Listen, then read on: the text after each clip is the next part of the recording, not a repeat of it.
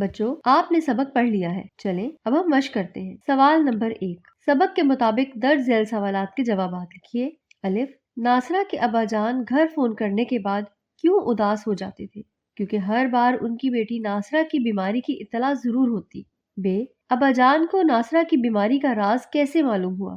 انہوں نے دیکھا کہ ناصرہ بغیر دانت صاف کیے ناشتہ کرنے آ بیٹھتی اور ناشتہ کرنے کے بعد بھی بغیر ہاتھ منہ دھوئے کھیلنے لگ گئی۔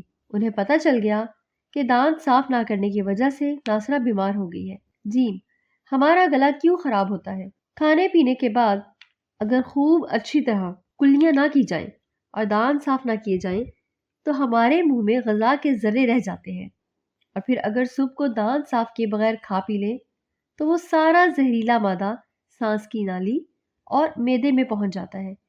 اس کی وجہ سے کبھی پیٹ میں درد ہونے لگتا ہے اور کبھی گلا خراب ہو جاتا ہے۔ دال، کان میں درد کیسے ہوتا ہے؟ اگر گلا زیادہ پک جائے تو اس کے سبب سے کان میں بھی درد شروع ہو جاتا ہے۔ دانت میں کیڑا کیسے لگ جاتا ہے؟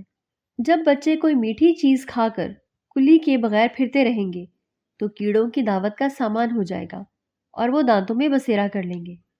پیارے بچوں، اب ہم اگلا سوال کرتے ہیں۔ سوال نمبر 2، سبق کے مطابق درج ذیل میں سے درست جواب پر ٹک لگائیے۔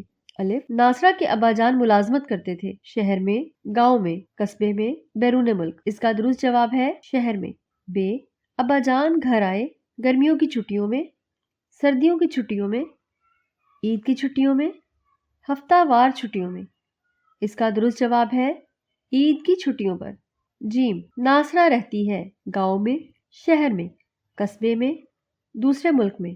اس کا درست جواب ہے گاؤں میں۔ دال، ناشتہ کرنے کے بعد ناصرہ پڑھنے لگی، دانت صاف کرنے لگی، گھر کا کام کرنے لگی، کھیلنے لگی۔ اس کا درست جواب ہے کھیلنے لگی۔